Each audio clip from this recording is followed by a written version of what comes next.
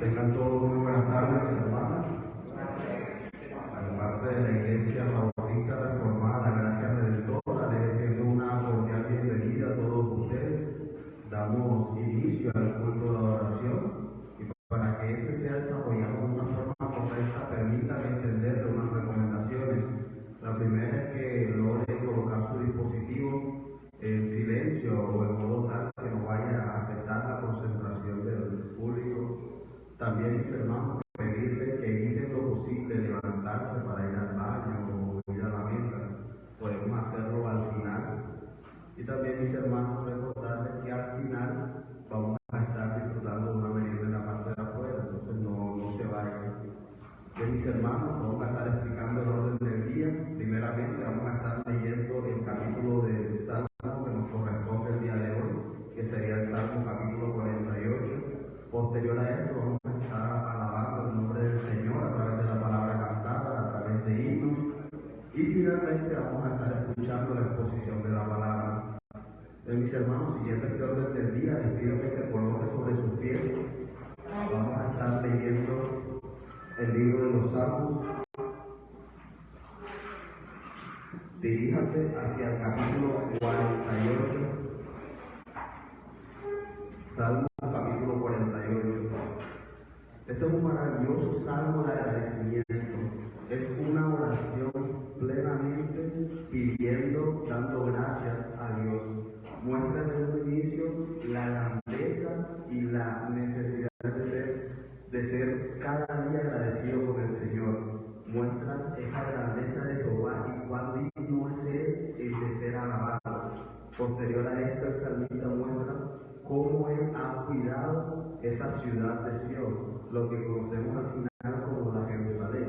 Muestra a ese Dios como rey de esta ciudad y de tal manera han confiado tanto en ese rey y cómo Él cuida esa ciudad que ahora le alaba a Él. Y al final, mis hermanos, nos muestra esa gloriosa promesa de que Él va a seguir cuidando su ciudad, va a seguir protegiendo su ciudad hasta el día de hoy. Incluso algunos comentaristas lo relacionan a esta ciudad como lo que hoy conocemos como el templo del Señor, su iglesia, que Dios, siendo rey de la iglesia, Él sustenta y cuida cada día de su pueblo. De mis hermanos, leamos juntos el Salmo 48. Vamos a hacerlo de forma antifonal. Yo leeré un versículo y ustedes el siguiente, hasta el versículo 14, que lo vamos a leer todos juntos. Luego la palabra del Señor dice: grande es Jehová y digno de ser en gran manera alabado en la ciudad de nuestro Dios, en su monte santo. Hermosa provincia y gozo de toda la tierra, este es el monte de Sion, la ciudad del gran rey. En sus palacios Dios es conocido por refugio. Porque he aquí los reyes de la tierra se reunieron, pasaban todos. Y viéndola ellos así, se maravillaron, se turbaron, se apresuraron a huir. Y les tomó allí el temblor, con vientos sonados, quiebras tú las naves de Tarsis. Como lo oímos, así lo vimos, en la ciudad de Jehová de los ejércitos, en la ciudad de nuestro Dios, la animará Dios para siempre. Nos acordamos de tu misericordia, oh Dios, en medio de tu templo. Como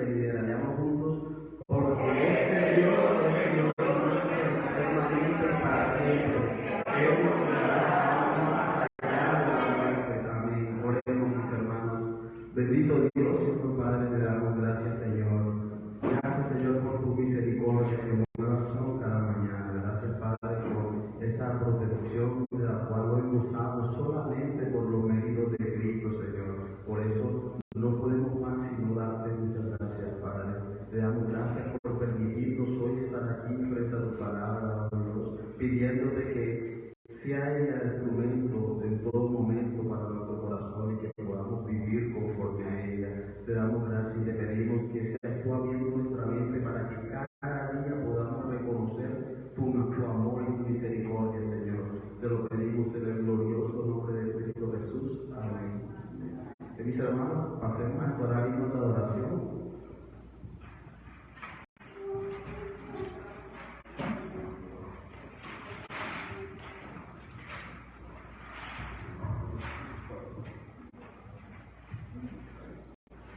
La gloria y la honra y el poder sean a nuestro Dios. Apocalipsis 7:12. Acompaña a mis hermanos a cantar el himno 27, tuya es la gloria.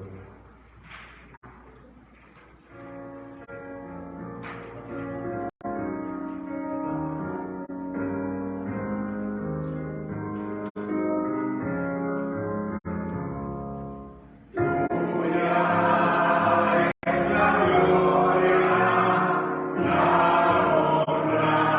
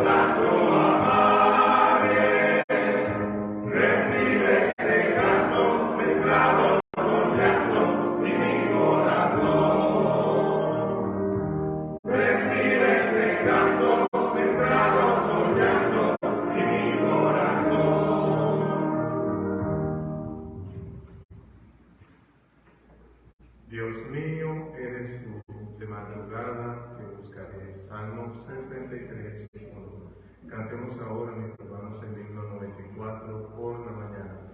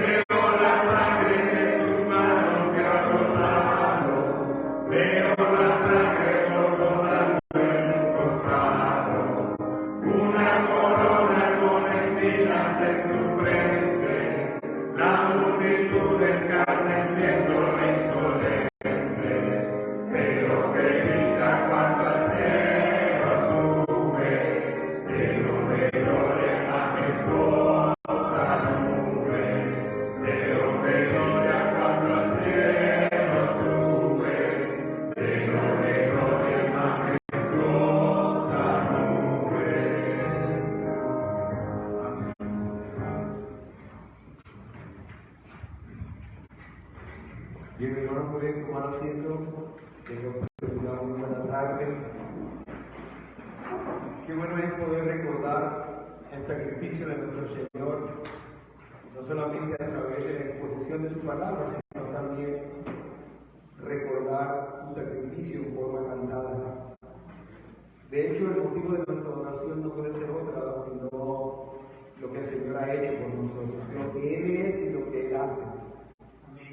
Vamos a pasar entonces a la exposición de la palabra del Señor. Quiero invitarles una vez más a que podamos orar. Oremos. Padre, ante ti estamos, Señor, agradecidos primeramente por darnos la posibilidad de estar en este lugar reunidos. Gracias, Señor, por todo lo bello que has hecho en nuestra vida a lo largo de la semana. Quizás para algunos de nosotros momentos difíciles, o quizás, Señor, en tu gracia permitiste solo momentos de dicha, pero tanto en lo uno como en lo otro tu nombre sea glorificado, Señor. Que seas tú bendito, Padre bendito de la gloria, que seas tú reconocido como nuestro Dios soberano, que gobierna todas las cosas. Gracias te damos por la posibilidad de reunirnos como iglesia, de elevar nuestra voz, de escuchar tu palabra. Y te pedimos, Señor, que a través de la porción bíblica que vamos a estar meditando en esta tarde, tu voluntad sea manifiesta a tu pueblo. Ayúdanos en nuestro propio pecado, en nuestra incredulidad, y permite, Señor, que salgamos de este lugar edificados. Te rogamos todas estas cosas en los solos méritos de Cristo Jesús. Amén. Amén. Bien. Bien, mis hermanos, el día de hoy vamos a tener apariencias y mera apariencia. Y quisiera guiar a este texto bíblico en los cuales nosotros muy poco quizás meditamos, ya que se trata de algunos eventos de nuestro Señor Jesucristo, en los cuales Él, al hacer algo, como lo registra la Escritura, puede parecer bastante enigmático. Lo que el Señor hizo en ciertos momentos pareciera no tener una enseñanza directa, pero sabemos que todo lo que hizo Cristo tenía peso para nuestra salvación y peso en su ministerio público. Pero vamos a leer un texto bíblico en el cual nos muestra al Señor haciendo algo que es un poco extraño y vamos a meditar sobre esa acción emblemática de nuestro Señor Jesucristo en esto de la mera apariencia. Y esta se encuentra en Mateo capítulo 21. Mateo capítulo 21. Vamos a leer desde el versículo 18 hasta el versículo 22. Dice: por la mañana, volviendo a la ciudad, hubo hambre, y viendo una higuera cerca del camino, vino a ella y no halló nada en ella, sino hojas solamente. Y le dijo: nunca jamás nazca de ti fruto. Y luego se secó la higuera. Versículo 20. Viendo esto los discípulos decían maravillados: ¿cómo es que se secó enseguida la higuera? Respondiendo Jesús les dijo: de cierto os digo que si tuvieres fe y no dudares, no solo haréis esto de la higuera, sino que si a este monte dijeres: quítate y échate en el mar, será hecho. Y todo lo que pidieres en oración creyendo, lo recibiréis. Es un texto complejo por todos los elementos que hacen parte de él. Y vamos a estar considerando entonces algunas cosas tocante a este texto bíblico, y creería que algunas veces cuando leemos rápidamente estos pasajes pudiera entonces tomarse para justificar ciertas enseñanzas. Y de hecho, creo que cuando nosotros hablamos de la superfe, que es una de las doctrinas que algunos suelen enseñar, se justifican en la última parte de estos versículos, desconociendo lo que nosotros acabamos de leer, un contexto inmediato que arroja luz al por qué el Señor Jesucristo dijo lo que dijo. Así que vamos a estar analizando entonces el contexto, vamos a analizar también la enseñanza, vamos a considerar lo que hay detrás de la acción misma del Señor Jesucristo y cómo esto tiene relevancia para nosotros el día de hoy. Primero, a manera de presentar el primer punto, me gustaría que revisemos un poco lo que la higuera representaba para el pueblo judío, ya que estamos viendo al Señor Jesucristo acercarse a una higuera y maldecir la higuera. Y esto puede parecer algo meramente ocasional. El Señor pudo haberse acercado a cualquier otro árbol y sería lo mismo, o tiene algo que ver la higuera en particular para luego la enseñanza que el mismo Cristo nos está transmitiendo. Así que veamos precisamente este primer punto, la higuera para el pueblo judío. La higuera es un árbol de naturaleza fuerte, de aspecto muy agradable, de un tronco bastante ancho. De hecho, se dice que algunas han llegado a tener en su tronco una dimensión de 1 metro y alcanza una altura aproximada de 5 a 8 metros. La copa puede extenderse alrededor de 8 a 10 metros. Así que un árbol fuerte, frondoso, si lo vemos bien, muy apreciado por lo que brinda, en este caso de la sombra. Y en la Biblia la aparición de este árbol se da de forma muy temprana. La primera vez que se menciona la higuera en el jardín de Edén, nosotros encontramos en Génesis capítulo 3, versículo 7, dice: entonces fueron abiertos los ojos de ambos y conocieron que estaban desnudos, entonces cosieron hojas de higuera y se hicieron delantales. Ahí aparece por primera vez entonces en la Biblia la higuera, este árbol en particular. Algunas veces en la idea o el imaginario de algunos cristianos consideran que la higuera era más bien como un arbusto, pero no un gran árbol. En la descripción que se hacía de la tierra prometida a donde iría Israel mientras estaban en el desierto, se dice que esa tierra prometida era tierra de higueras. O sea, por lo tanto, para el pueblo judío, higuera significa prosperidad. Significaba prosperidad. Hizo parte entonces incluso de los frutos que trajeron los espías, recuerden ustedes, para decir, en ese lugar es un lugar donde corre leche y miel, porque la higuera representaba entonces cómo Dios bendecía a un pueblo. La descripción incluso de los tiempos de paz que Dios había prometido estaba siempre ilustrada con la higuera. En primer libro de Reyes, capítulo 4, versículo 25, dice: y Judá e Israel vivían seguros, cada uno debajo de su parra y debajo de su higuera, desde Dan hasta Beerseba, todos los días de Salomón. Cuando se describe entonces paz, tranquilidad y prosperidad, siempre se mencionaba la higuera en el Antiguo Testamento.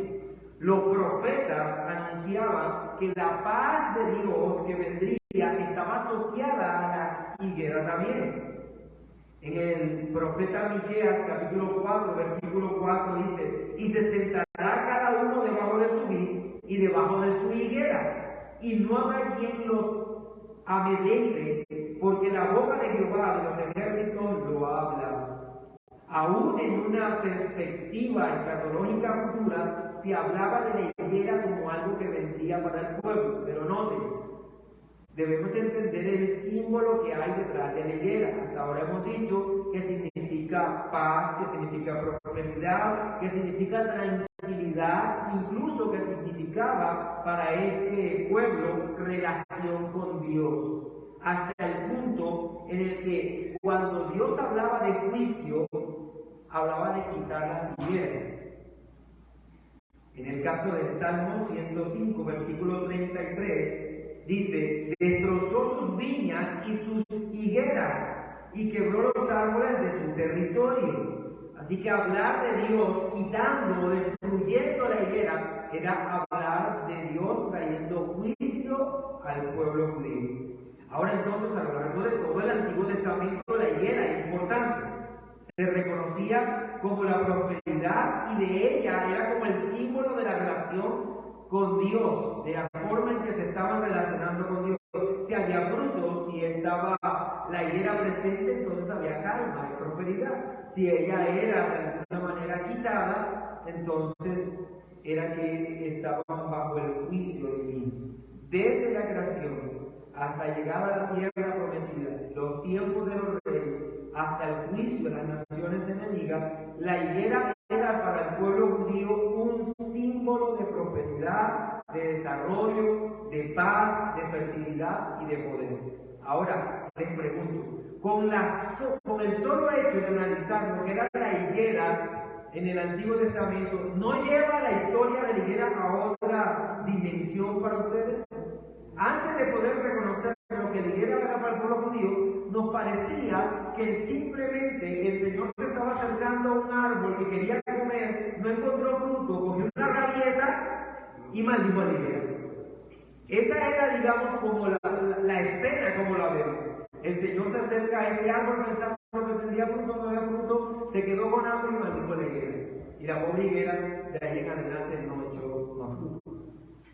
Dios entonces, nuestro Señor Jesucristo, Dios encarnado, tuvo un acto de rabieta entonces, movido por la cólera como tú, como yo, para hacer esto.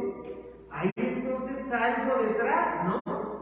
Hay toda una enseñanza en esta acción de parte de Dios. Así que nos permite precisar, por lo menos lo que hemos hecho hasta ahora, que el contacto de Cristo con la higuera debe entenderse con el mismo carácter que este árbol poseía, que este árbol representaba la historia del pueblo judío.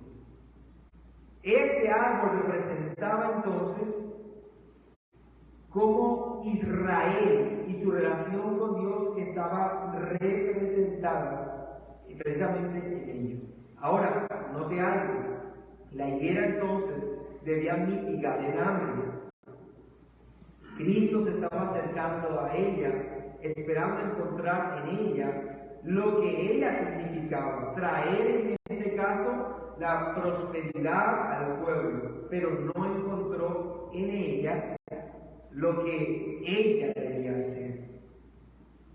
Y esto es muy importante, porque al momento en el que Cristo se está acercando a la higuera, se está acercando a lo que representaba a Israel en ese momento. Es una figura emblemática. Ahora, permítame volver al relato bíblico, pero esta vez quiero guiarnos hasta el Evangelio de Marcos. Recordemos que los evangelios nos enseñan la misma historia, pero desde una óptica teológica distinta. Hay aspectos en los cuales un evangelista nos presenta con mayor énfasis un relato para poder de alguna manera armar ese rompecabezas más adecuadamente. Ya leímos Mateo, ahora leamos Marcos capítulo 11, versículo 12 hasta el 14 primero. Dice: al día siguiente, cuando salieron de Betania, tuvo hambre. Y viendo de lejos una higuera que tenía hojas, fue a ver si tal vez hallaba en ella algo. Pero cuando llegó a ella, nada halló sino hojas, pues no era tiempo de higos. Entonces Jesús dijo a la higuera: nunca jamás coma nadie fruto de ti. Y lo oyeron sus discípulos. El relato de Marcos, si lo vemos bien hasta aquí, es muy distinto en su sentido cronológico a Mateo. Mateo dice que el Señor se acercó, vio la infertilidad, en este caso de la higuera, la maldición se secó instantáneamente.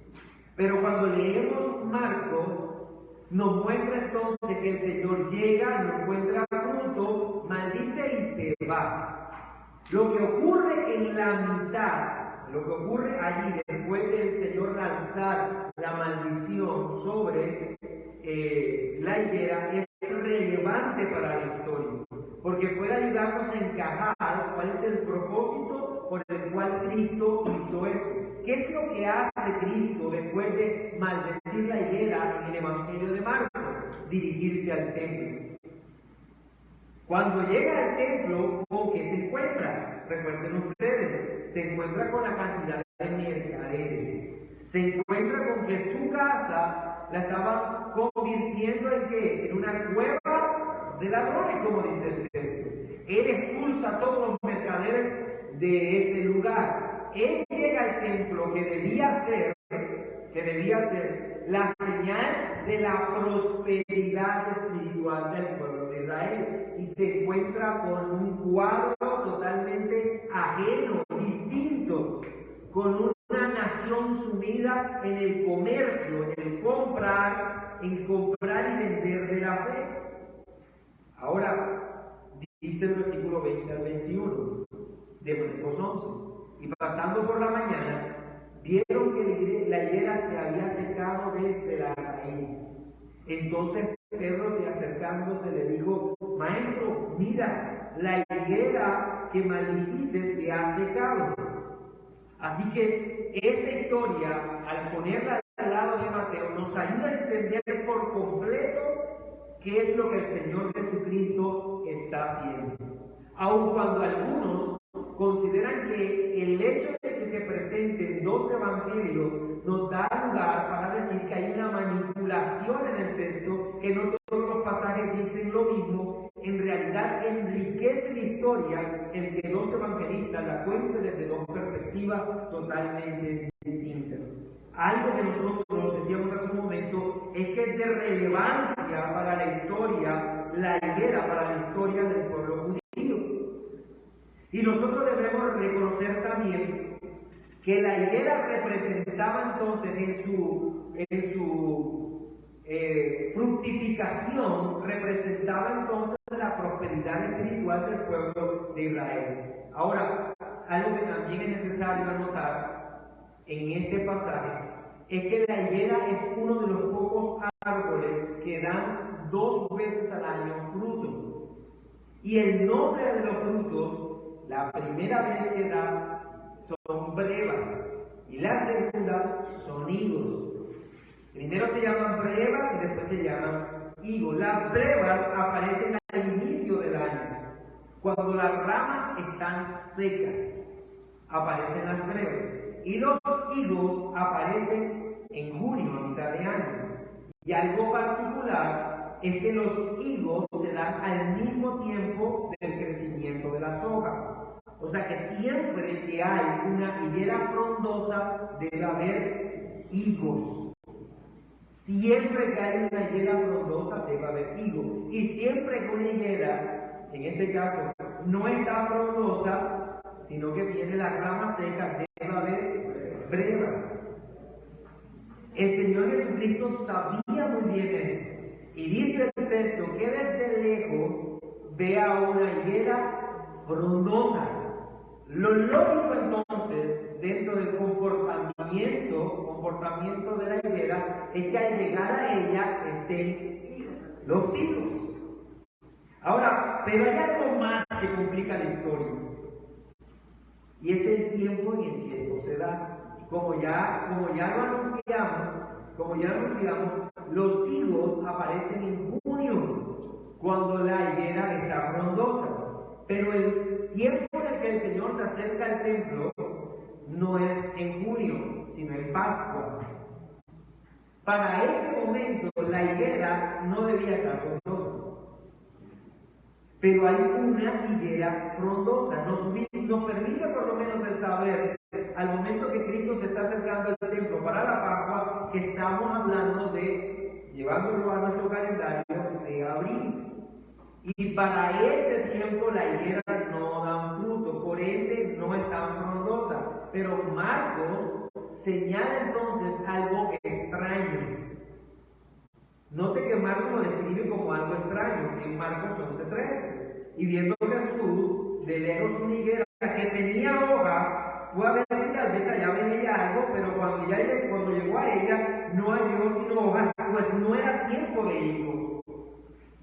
Está diciendo Marcos entonces que lo extraño era una higuera frondosa cuando todavía no era tiempo para que esté frondosa y por lo tanto no tenía higo. Es evidente en el relato que esto es algo anormal. Era algo inusual. Primero entonces, ¿por qué una higuera está frondosa en abril? Es algo inusual. ¿Y por qué echó hojas?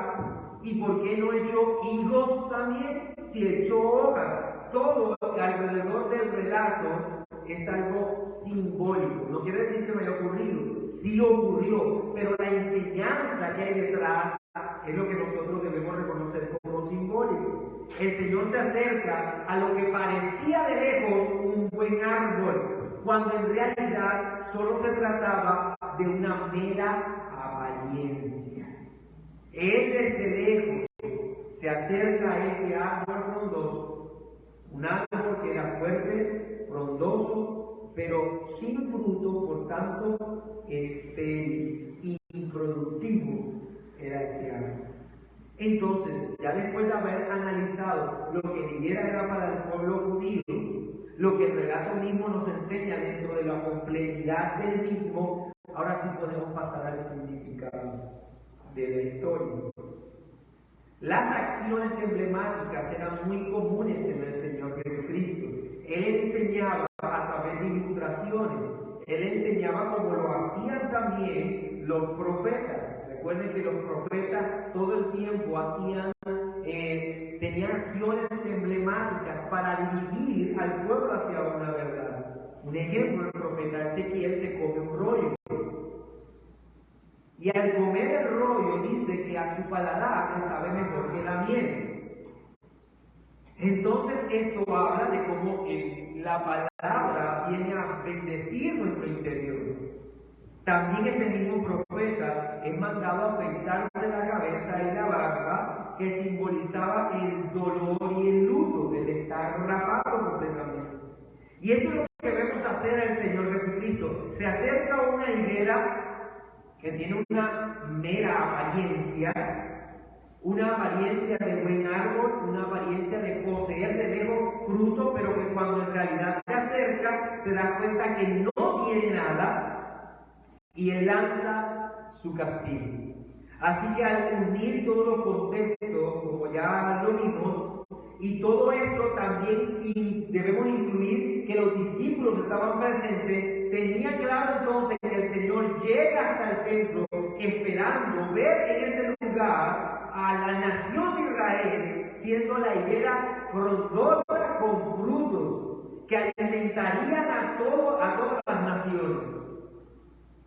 Esperando de Israel y de su estado espiritual que esté capacitada dándole alimento a los demás, pero no encuentra eso.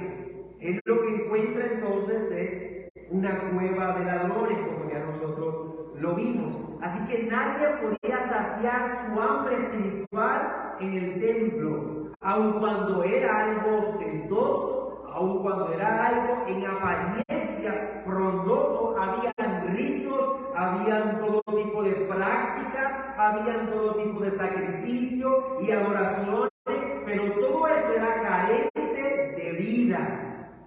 Piense por un momento en lo que es la apariencia de algo espiritual cuando en realidad no tiene fruto. ¿Cuántos el día de hoy no pudieran levantarse entonces como esta higuera en forma frondosa desde lo superficial? Una fe infértil siempre va a ser maldita, porque siempre debemos dar frutos si somos enemigos de Dios. Y esto es lo que nosotros encontramos en este relato. Aquellos que en apariencia o que insistan en mostrarse como hijos de Dios, cubiertos solo de hoja pero sin frutos, serán castigados entonces por el Señor. Una religiosidad que se preocupa solo por el rito, como lo hacían los judíos en ese momento, por lo que es la apariencia, por el hacer lo correcto, por decir lo correcto, por llegar en el momento correcto, por cumplir solamente con lo exterior, pero nunca cumplir con los frutos, nunca vivir en forma genuina y bendiciendo entonces con nuestra propia vida, señalando al Señor y mostrando al Señor con nuestra manera de vivir, estaríamos siendo entonces como esta higuera. Y siempre aquel que pretenda hacer algo sin serlo es digno de recibir castigo de Dios. Aquellos que ante los hombres deben ser portadores de la verdad y no lo son. Aquellos que delante de la sociedad están llamados a ser sal y no lo son, luz y no lo son. Tengamos mucho cuidado, amados hermanos, de no ser entonces como una higuera de una mera apariencia, frondosos, grandes, pero inservibles para el reino de los cielos. ¿De qué sirve eso? Sin propósito para el reino de los cielos. El judaísmo estaba siendo castigado a través de un árbol. El judaísmo estaba siendo castigado a través de un árbol. El Señor estaba a través de esa higuera ilustrando la hipocresía de los religiosos de su época. Y saben, nosotros solemos siempre los predicadores decir esto como para, no sé, impactar la mente de los que escuchan. ¿Qué pasaría si el Señor estuviese aquí? Si el Señor pudiera estar en medio de nosotros y llegara a cada iglesia, ¿se encontraría de verdad con un árbol que da fruto? ¿O como una higuera frondosa, pero sin fruto? Y lo cierto es que el Señor se mueve en medio de la iglesia. El Señor está en medio de nosotros. Él conoce nuestras obras. Él no nos ha dejado solos en ningún momento. Y nos conviene entender entender, amados hermanos, que si el día de hoy estamos preocupados nada más por la apariencia, mas no por los frutos, no podemos esperar otra cosa más que castigo del Señor. Como le dice el apóstol Pablo a Timoteo, en 2 Timoteo capítulo 3, versículo 5, tendrán apariencia de piedad, pero negarán la eficacia de ella. A estos evita. Ningún personaje bíblico, si nos damos a la tarea de revisar, demostró mayor repulsión por la falsedad religiosa que nuestro Señor Jesucristo. Él dijo en Mateo 7:15 al 17, guardaos de los falsos profetas que vienen a vosotros con vestidos de oveja, pero por dentro son lobos rapaces. Por sus frutos los conoceréis. ¿Acaso se recogen uvas de los espinos o higos de los abrojos? Así todo buen árbol da buen fruto, pero el árbol malo da frutos malos. No puede el buen árbol dar malos frutos, ni el árbol malo dar buenos frutos. Todo árbol que no da buen fruto es cortado y echado al fuego. Así que por sus frutos los conoceréis. Como iglesia del Señor debemos alejarnos entonces de una vida en la cual no estemos demostrando con los frutos lo que en realidad somos. Si permanecemos en el Señor, si permanecemos en Él, debemos llevar fruto como evidencia. Si no estamos dando fruto, es porque no nos estamos alimentando de la savia del Señor y somos un árbol de apariencia. Una higuera que solo puede ser maldita por nuestro Señor Jesucristo. Yo soy la vid verdadera, dijo el Señor Jesucristo, y mi Padre es el labrador. Y todo pámpano que en mí no lleva fruto, lo quitará, y todo aquel que lleva fruto lo limpiará para que lleve más fruto. El que en mí no permanece será echado fuera como pámpano y se secará, y lo recogen y lo echan en fuego y arden. Cristo fue severo en aquellos que quieren mostrar nada más una vida superficial, exterior, de apariencia espiritual, pero en realidad no dar fruto. Cuidado, mi hermano, de que nosotros estemos como esta higuera. Cuidado, iglesia, de en vez de alimentar a los que vienen a este lugar con palabra de verdad, estemos nosotros dando algo que no alimenta. No se trata de ser buenos moralmente, se trata de ser bíblicos. No se trata de escuchar meros sermones, de tener un lenguaje cristiano. Todo eso puede ser meras hojas. Todo eso puede ser meras hojas. Pero en realidad no tener nada. Debemos nosotros mostrar los frutos.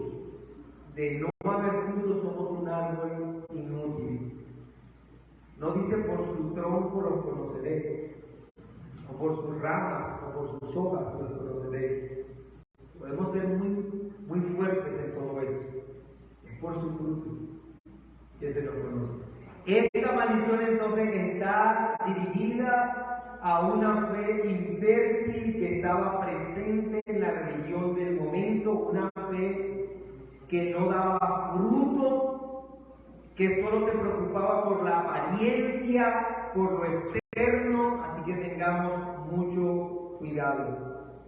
Pero Cristo no solamente queda allí, sino que toma esta ocasión para enseñar lo que en realidad es una verdadera fe, una fe fértil, en contraste a ¿qué? A lo que veía en la higuera. Notemos cómo lo enseña el pasaje en Mateo 21:20. O sea que Cristo no dejó la historia solamente en la maldición para la higuera que representaba al pueblo judío y a todo aquel que quiera vivir en una mera apariencia.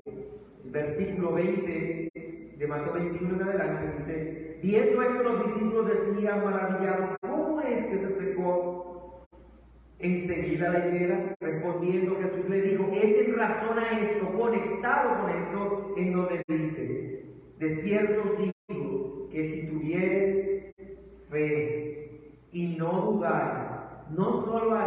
esto de la higuera, sino que si a este monte dijeres, quítate y échate en el mar, será hecho. Y todo lo que pidieres en oración, creyendo, lo recibiréis. Nuevamente, amados hermanos, al momento en que nosotros escuchamos este relato no tiene como propósito enseñar sobre la superfe. La historia por completo habla de qué? Habla de aquel que tiene una vida espiritual de apariencia y como es castigado. Y luego habla de aquel que en verdad tiene fe.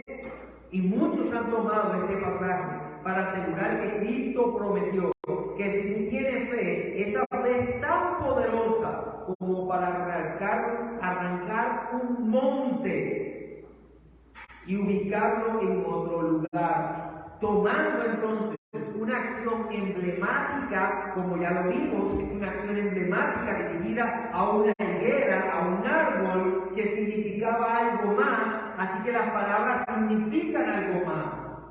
No deben tomarse en una forma literal porque estaríamos entendiendo literal todo el texto. Y no podemos nosotros tomar estas palabras del Señor como si nosotros pudiéramos estar ordenándole a los montes arrancarse y sembrarse en otro lugar. Esta interpretación bíblica posee su propio sentido, pero ha sido tan mal interpretada que incluso hasta tiene su propio corito en algunas iglesias locales, que si tuvieras fe, como un granito de mostaza, podrías decir esto y hacer aquello y esto, en el desprendimiento del contexto bíblico, el cual entonces nos ayuda a entender por qué el Señor está utilizando a la higuera para hablar de la fe infértil por parte de los judíos. No es para que tú vivas diciendo que las montañas que tú puedes mover es la escasez, la montaña que tú puedes mover es la enfermedad, la montaña que tú puedes mover es los malos hijos, los malos esposos. No es eso hacia donde está invitando el texto bíblico. Esta declaración del Señor solo debe tomarse a la luz de la declaración de la infertilidad de la higuera, porque es el contexto que nos ayuda a entender. Al usar la acción emblemática, toda la afirmación es emblemática.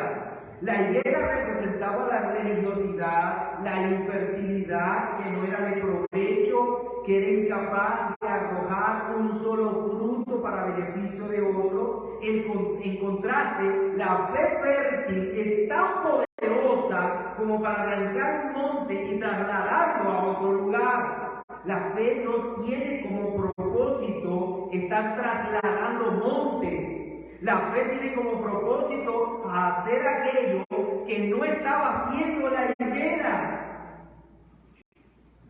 y es traer sustento para los demás.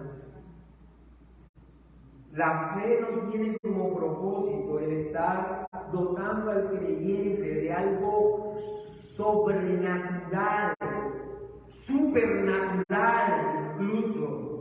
No debe entenderse como poder mágico que está dispuesto para nosotros y para nuestro servicio con tal de alcanzar lo que nosotros queremos.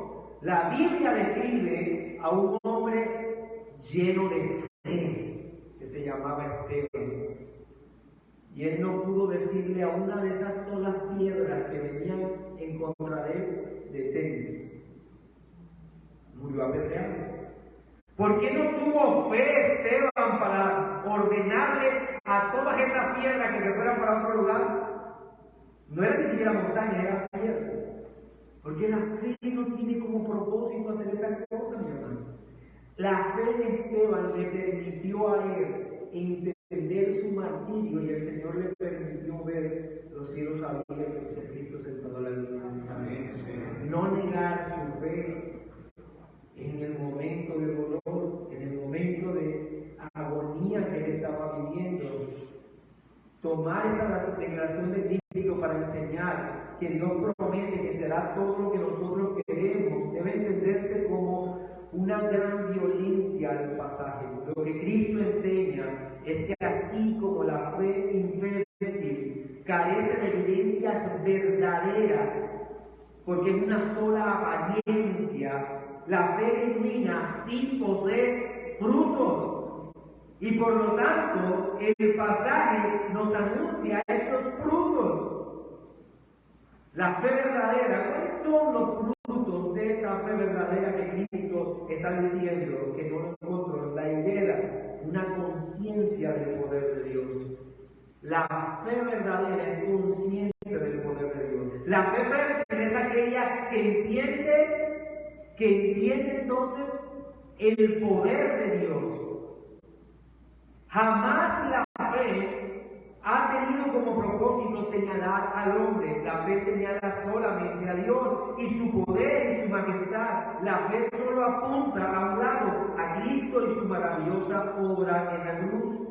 Pablo dice en Romanos 5, 1 y 2, justificados pues por la fe, tenemos paz para con Dios por medio del Señor Jesucristo, porque también tenemos entrada por la fe a esta gracia, en la cual estamos firmes.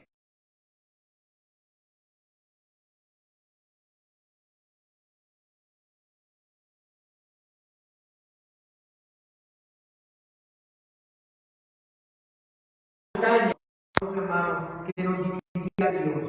Cuán enorme era la enemistad que teníamos entre Dios y nosotros. Cuán grande era el abismo de separación entre Dios y nosotros. ¿Qué hizo la fe? Movió esa montaña. Cerró ese gran abismo. La fe es tan poderosa. Por medio de nuestro Señor Jesucristo, no solamente nos acercó a Dios, sino que nos hizo sus hijos. Todo lo imposible para nosotros fue quitado. Todo obstáculo fue quitado por la fe. El justo por la fe vivirá. Pero también la fe tiene como fruto una dependencia absoluta a la voluntad de Dios. Romanos 4:18 dice que él creyó en esperanza contra esperanza para llegar a ser padre de mucha gente, conforme a lo que se le había dicho, así será tu descendencia. Y no se debilitó en fe al considerar su cuerpo, que estaba ya como muerto, siendo de casi 100 años, por la esterilidad de la matriz de Sara. Tampoco dudó por incredulidad de la promesa de Dios, sino que se fortaleció en fe, dando gloria a Dios, plenamente convencido de que era también poderoso para hacer todo lo que había prometido, por lo cual también su fe le fue contada por justicia. Está hablando de Abraham.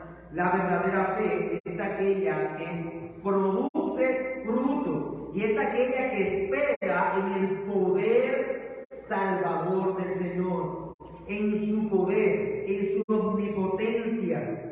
Piense por un momento, amados hermanos, que cuando nosotros hablamos de la fe en medio de los problemas, no es que nosotros vamos a ver delante de nuestros ojos solucionarse los problemas. La fe me lleva a confiar en Dios en medio de las dificultades, ya sea que Él permita que se solucionen o no, ya sea que Él nos dé una salida para cualquiera de nuestras dificultades o nos dé la fe, la paciencia y la humildad para seguir caminando en medio de ella, en medio de la escasez, de la dificultad, del dolor. La fe nos permite descansar ¿en quién? En Dios, quien controla nuestra vida. Y me ha dicho, bástate mi gracia, porque mi poder se perfecciona en la debilidad.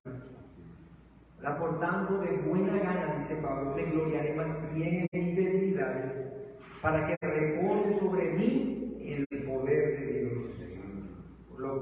O como dice 2 Corintios 12:10, por lo cual, por amor a Cristo, me gozo entonces ahora en las debilidades, en afrentas, en necesidades, en persecuciones, en angustias, porque cuando yo soy débil, entonces soy fuerte. Fuerte, ¿por qué? Porque es el poder de Dios actuando en nuestra vida, en la debilidad, en el dolor, en las angustias, en la persecución. representa el castigo para la apariencia.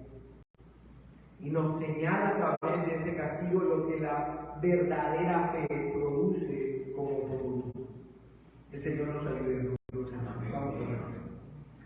Padre bendito, te damos gracias porque como pueblo hemos escuchado una vez más tu palabra. Hoy, bendito Dios, te pedimos perdón, Señor, si por algún tiempo nos hemos esmerado por cumplir estos ritos y hacer esto o aquello, y no preocuparnos, Señor, por evidenciar los frutos, que somos tus hijos, que somos tu iglesia, una iglesia que no solamente debe producir hojas, sino que también debe producir frutos, bendito Dios.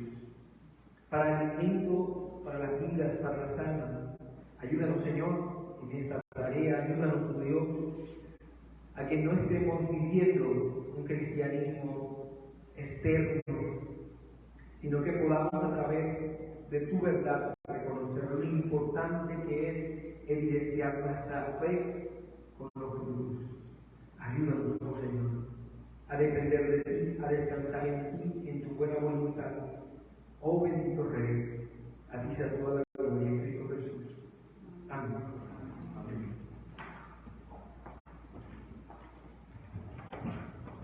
Damos gracias al Señor por una maravillosa palabra.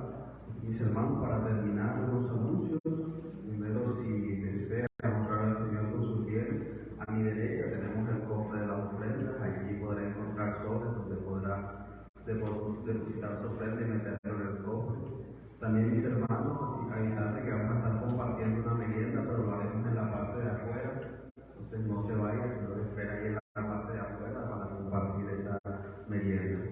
De mis hermanos, Jehová te bendiga y te guarde, Jehová haga resplandecer su rostro sobre ti y tenga de ti misericordia. Jehová alce sobre ti su rostro y ponga en ti paz. El Señor te bendiga.